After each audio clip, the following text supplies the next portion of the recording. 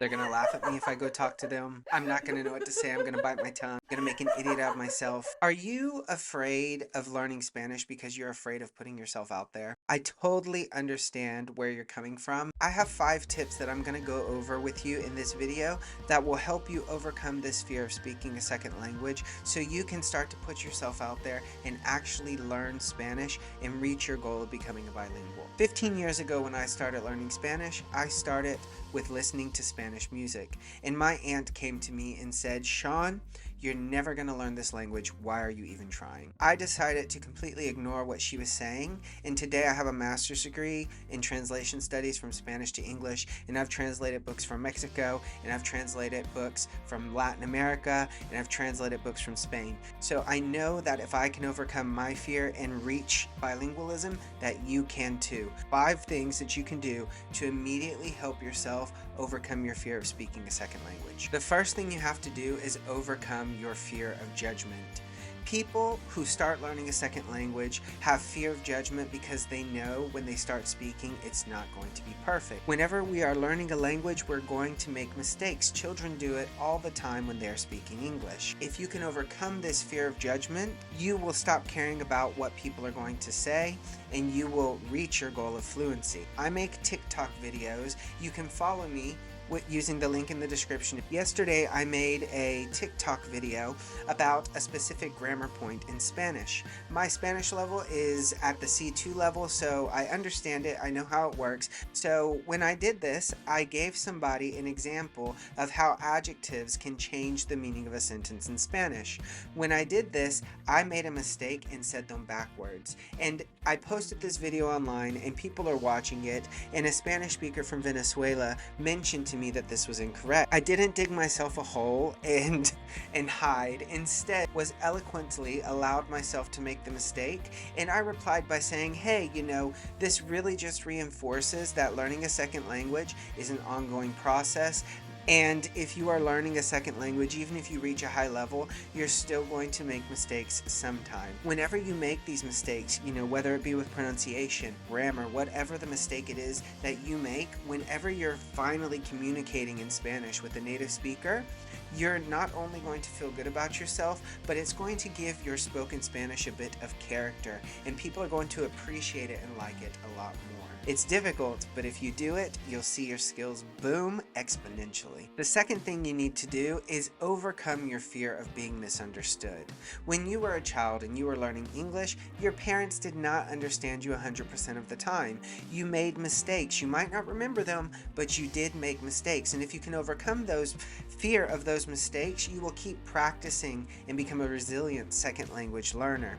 Just accept that you're going to be misunderstood, at least in the beginning stages. Even at the higher level stages, you can use words that native speakers might not completely grasp the reason why you're doing it. I recently made a TikTok about Spanish words from A1 to C2 suffer levels, and one of the words I put there, the connotation was not the same as the others. I did these with the words to build, and I started with the most basic, construir, fabricar, montar. All of these mean to build something in English. But when I got to number 5, I used a word that didn't have the same physical action associated with it. The word I used was entablar, and if you translate this in certain situations in English, it can also mean to build. The person that was a native Spanish speaker could not understand how I put this at the C2 level. And whenever I tried to explain it to them, he just said that it didn't mean the same thing. Well, I didn't mean for these words to be synonymous. It's very easy for us to make the context with this word, and his failure to understand my whole point is not something that is isolated only to Spanish. I could talk to native English speakers, and I'm going to use some words that they're not going to understand. This fear of being misunderstood in a second language is holding you back from reaching your goals. So overcome it and stop worrying about whether or not somebody is going to understand you, because the more you speak and the more you incorrectly use verbs, or the more you incorrectly explain things, you're going to receive feedback and you're going to start speaking Spanish a lot more clearly and efficiently when you start to make these mistakes. The third thing you have to do if you want to become a Spanish speaker and right now you only speak English, you have to learn how to ignore little comments that people are going to make. Throughout my 15 years of learning Spanish as a second language, I've heard people say that my pronunciation was not correct. I've heard people who know that I've studied the language and have a master's degree in it tell me that my pronunciation is incorrect. But the thing is, my pronunciation is clear enough for you to understand me. My pronunciation is clear enough for you to understand my message. And when you start to recognize that people are going to nitpick, people are going to say, hey, you know, this is not exactly the way you would say this.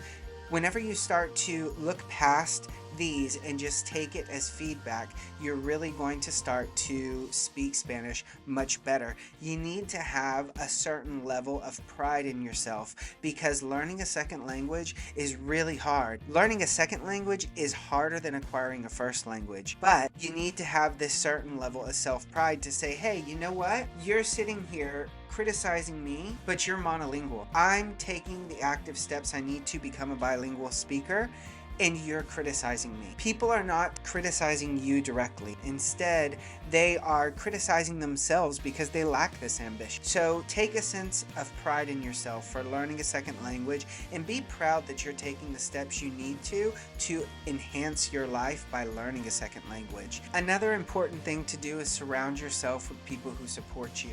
Surround yourself with people who understand your why when you are learning Spanish.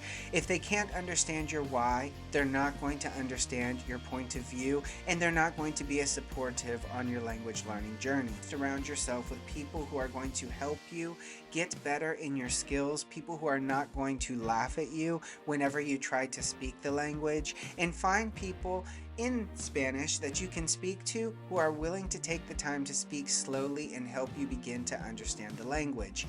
Especially when it comes to pronunciation in Spanish, Spanish is a connected language and we really don't connect words that much in English. El elefante está caminando. You can't really hear a separation in el elefante está caminando.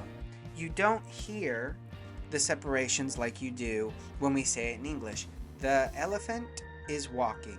There's a lot more pauses. So surround yourself with supportive Spanish speakers who are going to speak a bit more slowly and understand that this is something new for you. And of course, the last thing that you should do if you want to seriously improve your Spanish speaking skills or Spanish listening skills is sign up for a course. Find a speaker that you feel comfortable with who speaks Spanish to a high level, or find a native speaker who is bilingual. This is very important, especially if you are trying to get very good at learning a second language, is that you find a speaker who is bilingual. If a speaker is not bilingual, they don't understand the second language learning process as well as someone who has learned a second language. And when you find a teacher and you practice and they understand the second language learning process, they're going to understand you a little bit better. They're going to know where your brain is, what you're thinking about, and how to help you process your learning a little bit better.